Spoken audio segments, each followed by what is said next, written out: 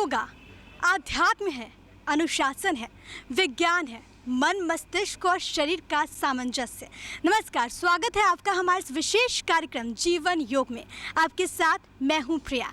आज अंतर्राष्ट्रीय योग दिवस के मौके पर अपने इस कार्यक्रम के जरिए हम आपको बताएंगे योगा से जुड़ी तमाम जानकारियां और ये भी आपको बताएंगे कि योगा करने का क्या है सही तरीका। तो चलिए करते हैं अपने इस खास कार्यक्रम की शुरुआत।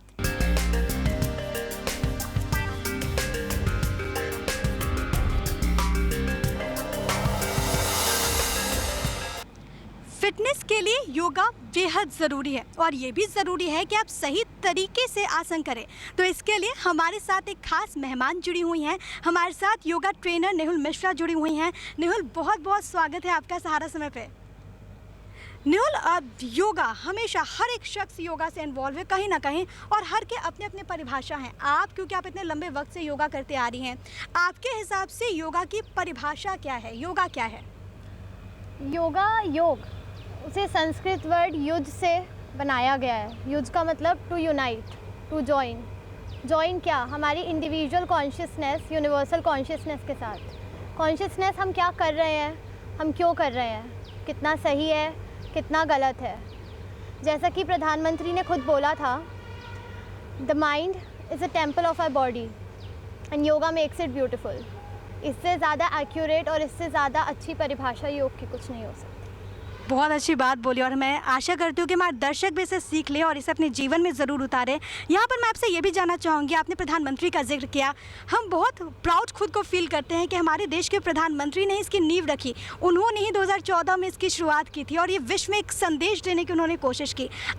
क्योंकि आप योगा से जुड़ी हुई हैं, लंबे वक्त से जुड़ी हुई हैं, आप कैसे देख रही हैं प्रधानमंत्री के इस पहल को? आप कैसे देखती हैं?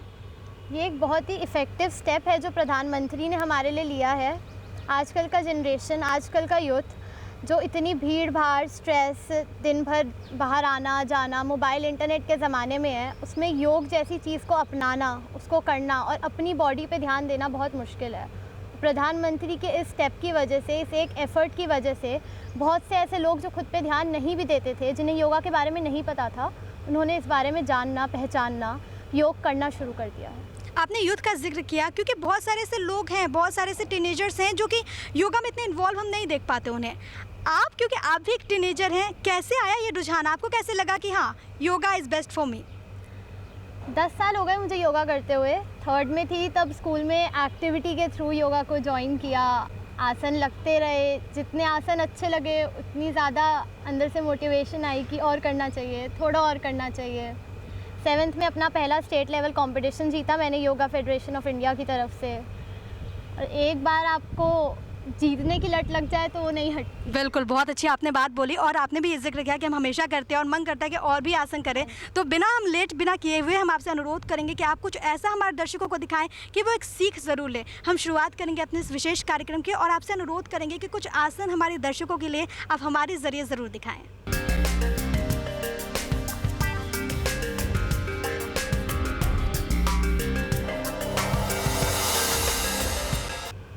जी ज़रूर, हम पहले शुरुआत करेंगे सूर्य नमस्कार से। सूर्य नमस्कार हालांकि एंशिएंट योगिक टेक्स्ट में, स्क्रिप्चर्स में कहीं भी नहीं पाया जाएगा। इसे बाद में नए ऋषि, नए लोग जो इन्होंने योगा करना शुरू किया, उन्होंने इन्वॉल्व किया इसे।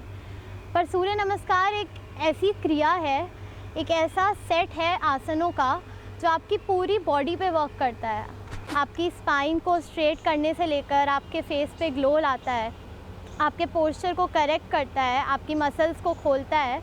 और कहीं से भी ऐसा कुछ नहीं है, ऐसा कोई नहीं है जो सूर्य नमस्कार नहीं कर सकता। हालांकि जिसे बहुत ही ज़्यादा एक्सट्रीम लेवल पे कोई प्रॉब्लम है, उसे अवॉइड करनी चाहिए। प्रेग्नेंट विमेन नहीं कर सकती इसे 3rd मंथ के बाद। हाई ब्लड प्रेशर है, हार्ट डिसीज़ है, तो उन लोगों को इस आसन को अवॉइड करना चाहिए।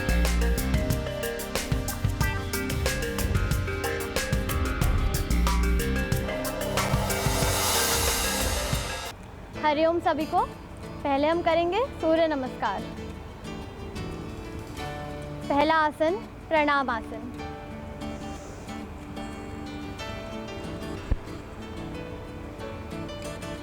इनहेल करते हुए हाथों को ऊपर खींचेंगे नमस्कार मुद्रा में दोनों हाथों को लाएंगे, स्पाइन सीधी, बॉडी का पोस्चर करेक्ट। दूसरा आसन हस्तोत्तान आसन। यहीं से हाथों को ऊपर खींचते हुए सांस अंदर लेकर कान और हाथों के बीच अपनी गर्दन को लॉक करेंगे और पीछे जाएंगे।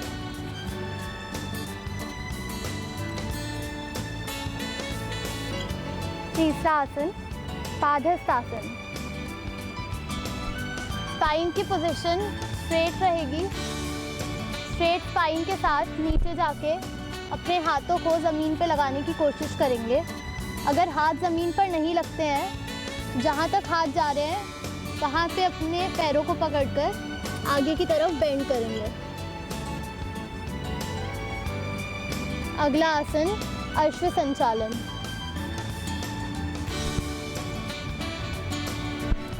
अपने राइट पैर या लेफ्ट पैर, एक पैर को आगे करके दूसरा पैर पंजों से सपोर्ट नहीं होता है तो फ्लैट फुट करके सपोर्ट लेंगे और आगे का पैर 90 डिग्री का एंगल बनाएगा। सामने देखेंगे, ब्रीदिंग नॉर्मल रहेगी। अगला आसन पर्वत आसन। यहीं से जो पैर आगे था उसको पीछे लेके जाएंगे, बैक को सीधा करके नीचे पुश करने की कोशिश करेंगे।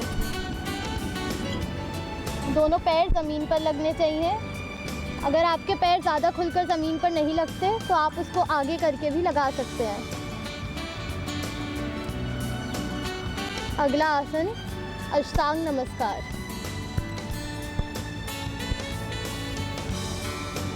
इस आसन का नाम अष्टांग नमस्कार है क्योंकि इसमें आपके 8 अंग ज़मीन पर लगते हैं। आपके दोनों पंजे, आपके हाथ, आपकी चिन, चेस्ट और घुटने। अगला आसन भुजंगासन। सिर्फ उतना ही अपनी कोहनियों को उठाएंगे कि सारा वेट आपकी नेवल पे आए, और अगर आप अपने हाथ उठा दें तो भी आप उसमें स्टे कर सकते हैं।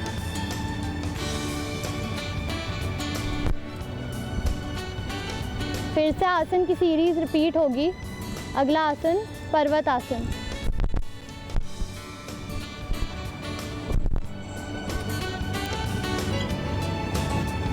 बॉडी में पूरा स्ट्रेच महसूस करेंगे। आपकी काफ, आपके हाथ और आपकी बैक पर स्ट्रेच आएगा।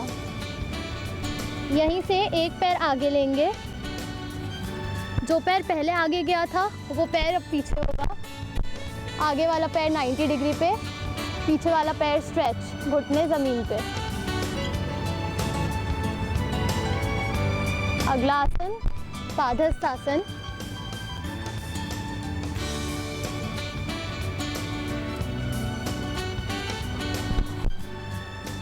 हस्तोत्तान आसन।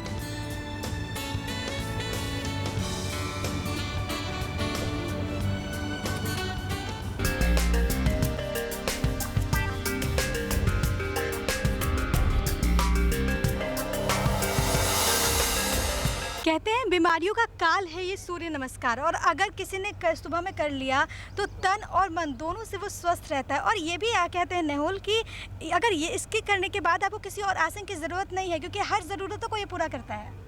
ये 12 आसनों का एक सेट है। अपने आप में ये बहुत बड़ी एक योगिक क्रिया है। इसमें ऐसे ऐसे आसन इन्वॉल्व हैं जिससे आपकी गर्दन से लेके आपकी बैक, आपकी स्पाइन, आपके पैर, हाथ सब स्ट्रेच होते हैं। देखते हैं हम जनरली लोगों को शिकायत ये होती है कि पैर में स्टिफनेस ज़्यादा है, या हाथ पूरे ऊपर नहीं जाते, आधे में रुक जाते हैं, या पेट पे फैट ज़्यादा है। सूर्य नमस्कार के पास हर एक प्रॉब्लम का सलूशन है। बिल्कुल, तो हम भी यही रिक्वेस्ट करेंगे कि जो हमारे व्यूवर्स देख रहे हैं इसे, वो ज़रूर इसे अपनाएं, क्योंकि एक ही उपाय है जिससे आपके हर दुख दूर हो जाएंगे, हर बीमारियां दूर हो जाएंगी। अब नेक्स्ट कौन सा आसन है होगा यहाँ पर नेहुल, जो आप हमारे दर्शकों को करके दिखाएंगी? नेक्स्ट आसन बच्चों का बहुत प्रिय आसन है, ताड़ आसन। ताड़ अक्सर आसन। बच्चों को शिकायत होती है हाइट नहीं बढ़ती, हमारी हाइट नहीं बढ़ती। हाइट बढ़ाने के लिए सबसे अच्छा आसन है ये। चलिए तो फिर इंतज़ार किस बात का, देखते हैं ताड़ आसन। नेहुल,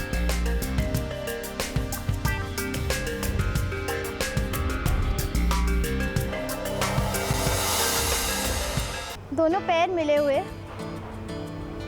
सांस लेते हुए हाथों को ऊपर ले जाएंगे, कानों से जोड़कर अपने पंजों को ऊपर उठाएंगे और एक जगह फोकस करेंगे। अपने हाथों को नीचे लेकर आएंगे। तो जिनकी हाइट छोटी है और जिन्हें ये शिकायत है कि वो लंबे होते हैं, लेकिन उनके लिए ये फेवरेट होगा, उनके लिए सबसे सही यही बच्चों के लिए होगा। बहुत अच्छा आसन है ये, बच्चों का फेवरेट आसन है। चलिए, तो न्यूला यहाँ पर आपसे ये भी जानना चाहेंगे कि इस आसन के फ़ायदे क्या कुछ हैं, कौन से लोग हैं जो इसे आसन को कर सकते हैं, परफॉर्म कर सकते हैं, क्या कुछ प्रिकॉशंस हैं जो उन्हें यूज़ मतलब बरतना चाहिए, क्या कुछ सावधानी है ऐसी? इस आसन से न्यूरोमस्कुलर कोऑर्डिनेशन इम्प्रूव होता है। जो हमारे सेंट्रल नर्वस सिस्टम की पावर होती है हमारी मसल्स के कॉन्ट्रैक्शन, रिलैक्सेशन को कंट्रोल करने की, इससे वो इम्प्रूव होता है। जनरली जिन लोगों को कहा जाता है अर्थराइटिस की प्रॉब्लम है, जॉइंट्स में पेन रहता है या एक्सेस फैट है, ओबिसिटी है, उन्हें इसे अवॉइड करना चाहिए। जी, तो चलिए, ये कुछ ऐसी चीज़ें हैं जो कि नेहुल हमारे साथ लगातार हमें बता रही हैं और आपको भी तस्वीरें दिखा रही हैं कि किस तरीके से आप आसन को सही तरीके से परफॉर्म कर सकें। नेहुल, हमने बहुत बारी देखा है कि बहुत सारे ऐसे लोग हैं जिन्हें ये नहीं पता कि हम कैसे उसे परफॉर्म करें। नतीजा ये होता है कि उन्हें जैसे जो टीवी में दिखती है या फिर जैसे उन्हें समझ में आता है वो वैसे ही कर लेते हैं। आप क्या मानती हैं, क्या ये सही है कि आप किसी भी तरीके से किसी भी आसन को परफॉर्म कर लें, या कुछ अप्रोप्रिएट जो तरीका होता है उसी को आपको परफॉर्म करना चाहिए, वैसे ही तरीके से आसन करना चाहिए? आसन तरीके से परफॉर्म हो, योग सही से किया जाए तो उसके बेनिफिट्स होते हैं। आप उसको उल्टे सीधे तरीके से करेंगे तो जितना वो आपको फ़ायदा करना चाहिए उसका उल्टा परिणाम मिल जाएगा। जी, तो आप ध्यान दें कि अगर आपके पास सही जानकारी नहीं है तो आप ज़रूर हमारे साथ ये देखिए पूरा प्रोग्राम और आप सीखने की कोशिश कीजिए कि किस आसन को कैसे परफॉर्म किया जाता है। अब नेक्स्ट कौन सा आसन होगा जो आप दर्शकों को दिखाएंगी नेहुल? त्रिकोणासन। जी, तो चलिए देखते हैं त्रिकोणासन।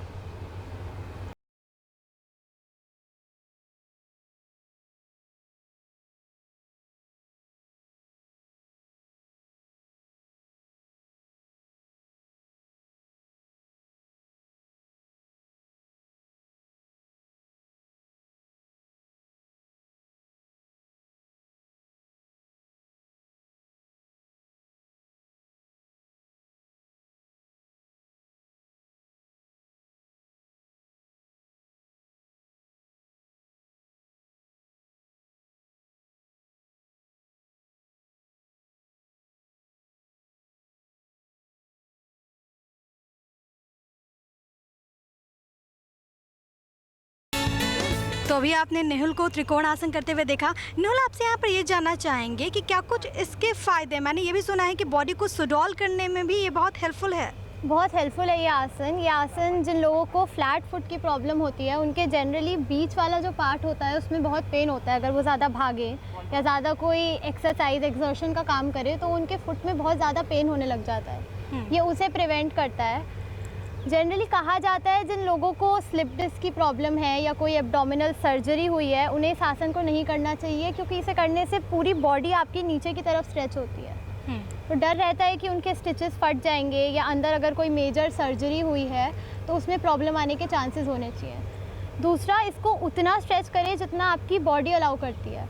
बहुत छोटी सी लाइन का डिफरेंस होता है कंफर्ट जोन से बाहर जाने में, जो आपको योग करते हुए जाना पड़ता है, और अपनी लिमिट क्रॉस करने में। लिमिट क्रॉस करके इंजरी होती है, कंफर्ट जोन से बाहर जाके फ़ायदा होता है। जी बिल्कुल। यहाँ पर आपसे ये भी जानना चाहेंगे, क्योंकि आप लंबे वक्त से करते आ रही हैं, आप हमारे माध्यम से दर्शकों को क्या सलाह देना चाहेंगी कि अगर उनके साथ ऐसी कुछ प्रॉब्लम आए तो वो क्या करें? किसी ट्रेनर को अपॉइंट करें, किसी योगा टीचर के अंडर प्रैक्टिस स्टार्ट करें, क्योंकि योग से बड़ी मेरे ख्याल से कोई दवाई नहीं है। जी बिल्कुल, और दर्शक सुन भी रहे होंगे और समझ भी रहे होंगे कि कितना ज़रूरी है आपके लिए योग। अब अगला कौन सा होगा जो आप आसन जो आप हमारे दर्शकों को साथ साझा करेंगे? उष्ट्रासन। चलिए तो देखते हैं ये आसन। इसी पोजीशन से नीचे बैठ जाएंगे।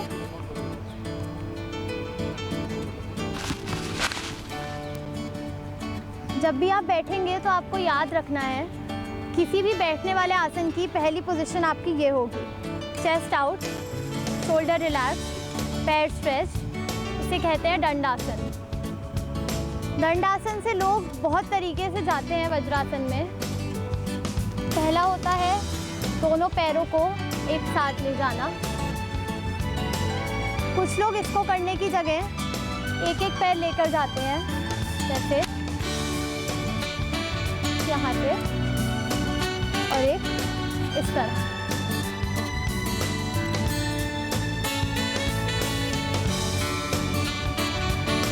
यहीं से अपने पैरों में उठने के बाद हल्का डिस्टेंस देंगे, आप जितने में कंफर्टेबल हैं उसके अनुसार। सांस लेते हुए एक हाथ को पीछे वाली एड़ी पे, दूसरे हाथ को दूसरी एड़ी पे रख के अपनी बॉडी को आगे पुश करने की कोशिश करेंगे। गर्दन को मैक्सिमम पीछे करेंगे, बॉडी लीन नहीं होनी चाहिए और यहीं होल्ड करेंगे।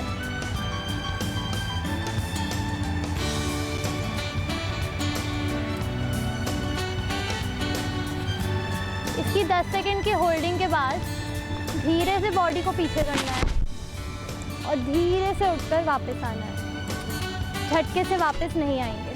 नेहुल, अब आपसे ये जानना चाहेंगे कि इस आसन के फायदे क्या कुछ है, क्या कुछ सावधानियां बरतनी चाहिए इस आसन को करते वक्त? जिनकी आइज़ में डिफेक्ट होता है, चश्मे की पावर बहुत ज़्यादा है या विज़न थोड़ा ब्लरी है या दूर का देखने में बहुत दिक्कत होती है, उनके लिए ये आसन बहुत ज़्यादा लाभदायक होता है। जिनके एब्डोमिनल एरिया में या बेली फैट होता है या हिप्स पे बहुत ज़्यादा फैट होता है, ये आसन उसको कम करने में मदद करता है। चलिए, और अब अगला कौन सा आसन होगा जो आप हमारे दर्शकों को करके दिखाने वाली हैं? कपालभाति। तो चल, अरे ये लोगों ने भी किया होगा बहुत बारी, लेकिन आज हम आपसे सही जो तरीका है कपालभाति का वो जानने की कोशिश करेंगे।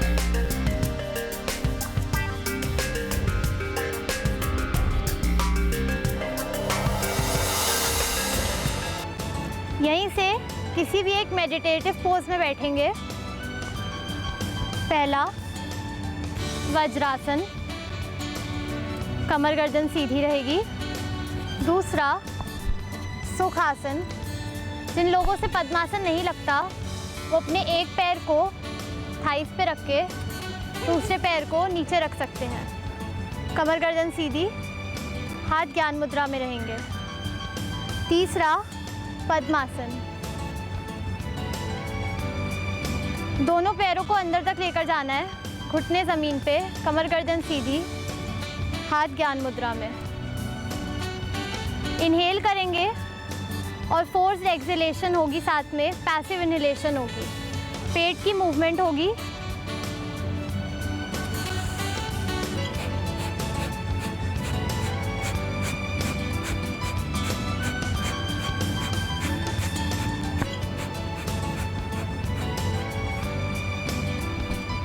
एक राउंड ख़त्म होने के बाद ही दोबारा सांस लेंगे। जब आप फोर्स एक्सहेलेशन कर रहे हैं, पेट की मांसपेशियां अंदर जा रही हैं, उस बीच आपको सांस नहीं लेनी है।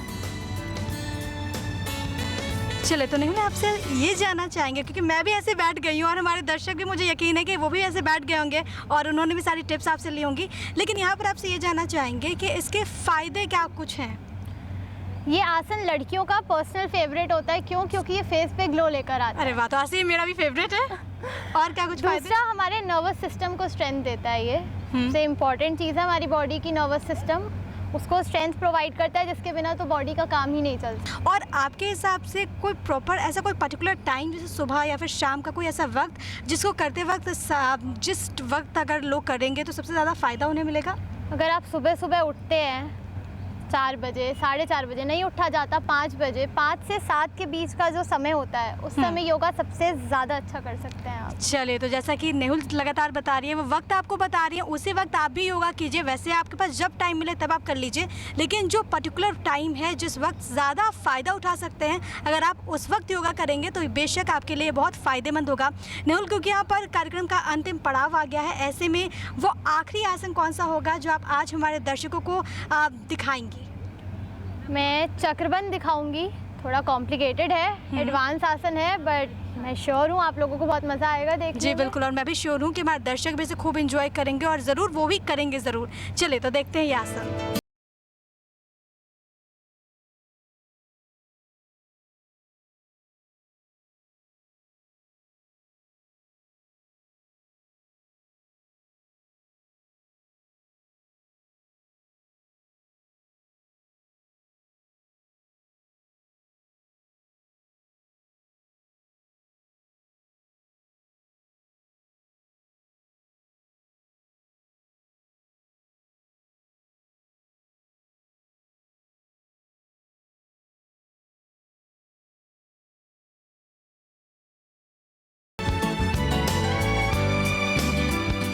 नेहुल, तो आपने यहाँ पर बहुत सारे ऐसे आसन हमारे दर्शकों को दिखाए। कुछ आसन बहुत डिफ़िकल्ट हैं तो कुछ बेहद आसान है।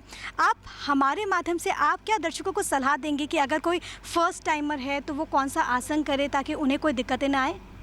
अगर आप बिगनर हो, नया नया आपने करना स्टार्ट करा है, तो आप पहले कोशिश करिए कि आपकी मसल्स खुलें, आपकी बॉडी खुले। जो बॉडी में स्टिफनेस है आपके रोज़ के रूटीन की वजह से, देर से उठना, कुछ भी खाना पीना, खुद का ध्यान ना रखना, ज़्यादा स्ट्रेस लेना, पहले उन चीज़ों को अपनी लाइफ से एलिमिनेट करने की कोशिश करिए। बिगनर आसन स्टार्ट करिए, जैसे मैंने बताया ताड़ आसन, वृक्षासन, सूर्य नमस्कार और कई तरह के ऐसे और सेट हैं आसन्स के जो आप करके अपनी बॉडी को खोल सकते हैं। अच्छा, बहुत सारे नेहुल यंगस्टर्स ऐसे भी होते हैं जो ये सोचते हैं कि मुझे क्यों ज़रूरत है, मैं योगा करने के लिए मैं बहुत फिट हूँ। तो आप क्या मानती हैं, क्या कोई उम्र है जिसे करना चाहिए या फिर हर उम्र के लोगों को योग ज़रूर करना चाहिए? आप क्या कहते हैं? आप फिट कितने हो कितने नहीं हो वो आपकी बॉडी आपको अंदर से बताती है। फेस पे सबके चमक रहती है। एक सर्टेन एज के बाद आप बूढ़े लगने लग जाओगे। 40 साल की उम्र के बाद आपकी जितनी भी जवानी है, जितना भी आपने गेन करा है, वो सब नीचे जाने लग जाएगा। ऐसे में खुद को स्टार्टिंग से फिट रखना मेरे ख्याल से सबसे अच्छा उपाय। और ये फ्यूचर के लिए भी आपको सेट कर देता है कि आगे कोई बीमारियां आपको ऐसे अगर कुछ आती भी हैं तो आपके लिए इतनी जानलेवा नहीं होंगी। हाँ, टचवुड मैं 10 साल से योगा कर रही हूँ और आज तक ऐसी तो कोई बीमारी मुझे नहीं हुई जो मेरे लिए जानलेवा हो। चले, तो हम भी अपील लोगों से यही करेंगे कि इस योग दिवस वो संकल्प ले कि वो योगा ज़रूर से ज़रूर करें और अपने आप को कहीं ना कहीं हेल्दी बनाएं। यहाँ पर नेहुल, आखिरी बार आपसे ये कहना चाहूँगी मैं कि आप हमारे ज़रिए लोगों को क्या मैसेज देना चाहेंगे योग दिवस के अवसर पर? योग ही जीवन है और दिल्ली जैसे शहर में या इंडिया जैसी कंट्री में आप रह रहे हैं तो योग मेरे ख्याल से बहुत इम्पॉर्टेंट पार्ट होना चाहिए आपकी लाइफ का। जी, ये बहुत इंपॉर्टेंट पार्ट होना चाहिए और आपको हेल्दी बनाने के लिए योगा से बेटर और कोई उपाय नहीं है। बहुत बहुत शुक्रिया आपका नेहुल हमारे साथ जुड़ने के लिए और तमाम आसन हमारे दर्शकों को इसके बारे में जानकारियाँ देने के लिए और ये बताने के लिए कि क्या कुछ इसके फ़ायदे हैं और सही तरीका क्या कुछ है। Thank you so much Nehul.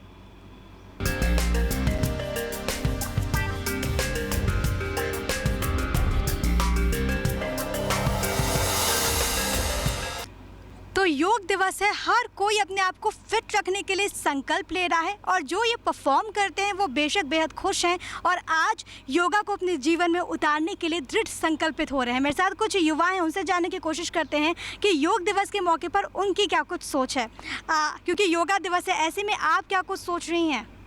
Ma'am देखिए, योगा दिवस है तो मेरे हिसाब से तो जो स्टार्टिंग पॉइंट है ना योगा करने का, वो इससे बेटर हो ही नहीं सकता। मेडिटेशन, सूर्य नमस्कार, ये बहुत बेसिक योगा हैं जिनकी वजह से हम फिट भी रह सकते हैं और हमें स्ट्रेस रिलीफ सब कुछ मिल सकता है। चले, तो बहुत अच्छी बात इन्होंने बोली। हमारे साथ दूसरी भी टीनेजर यहाँ पर मौजूद हैं। आप कैसे देखते हैं योगा को? आपके हिसाब से योगा की परिभाषा क्या कुछ है? योगा सिर्फ एक दिन में नहीं है। योगा की प्रैक्टिस या योगा हमें रोज़ करना चाहिए, हमें डेली करना चाहिए। 1 घंटा, चाहे 1 घंटा हो, आधा घंटा हो, हमें योगा के लिए ज़रूर निकालना चाहिए क्योंकि इससे हमारी बॉडी फिट रहती है, एनर्जी बनी रहती है और हम अपना पूरा दिन अच्छे से व्यतीत कर सकते हैं। और इससे आप खूबसूरत भी होते हो। आप योगा के को लेकर क्या कुछ सोच रहे हैं? क्या आप योगा परफॉर्म करती हैं? हाँ जी, मैं योगा करती हूँ एंड मुझे कुछ ना कुछ चेंजेस दिखाई दे रहे हैं अपने में। जैसे कि कहीं ना कहीं मुझे मतलब मेरे को जैसे गुस्सा आता है तो वो अब कम हो रहा है और कहीं ना कहीं कि स्किन को भी लेकर मेरे को जो इश्यूज़ होते थे, लाइक एक्ने प्रॉब्लम्स होती थी, वो भी मतलब जा रही हैं और मतलब मैं एक अंदर से एक फ्रेश महसूस कर रही हूँ। तो मुझे ओवरऑल बहुत अच्छा लगा। आपको कैसा लग रहा है? मैम योगा हमें डेली करना चाहिए। योगा से क्या है, हम फिट भी रह सकते हैं और हमारे मतलब की जो बीमारियां हैं वो भी हमसे दूर रहती हैं। तो हमें योगा मतलब कि पर डे करना ही चाहिए, चाहे हम आधा घंटा ही करें लेकिन हमें करना ज़रूर चाहिए। हमारे प्रधानमंत्री ने योगा की शुरुआत की, विश्व भर में संदेश दिया। आपको कैसा लगता है, बीइंग एन इंडियन कितनी खुशी महसूस होती है? और हर युवा को योगा करना चाहिए। करीब 10 मिनट सुबह का वक्त देना चाहिए। इससे हम फिट रहेंगे तो इंडिया फिट रहेगा। जी बिल्कुल। आपकी क्या कुछ सोच है? मैम योगा तो वैसे रोज़ करना ही चाहिए क्योंकि इससे हम फिट रहते हैं और जितना जो हो सके हम उतना स्प्रेड करें। जो भी हमारे यंगस्टर्स हैं या जो एल्डर्स हमें सलाह देते हैं उसको मानना चाहिए और रोज़ योगा करना चाहिए। तो ये थी इन युवाओं की सोच जो ये सोचते हैं कि हमें हेल्दी रहने के लिए तो योगा मस्ट है। हम भी आपसे ये अपील करते हैं कि खुद को हेल्दी रखने के लिए आप ज़रूर अपना वक्त निकालिए और योगा ज़रूर कीजिए।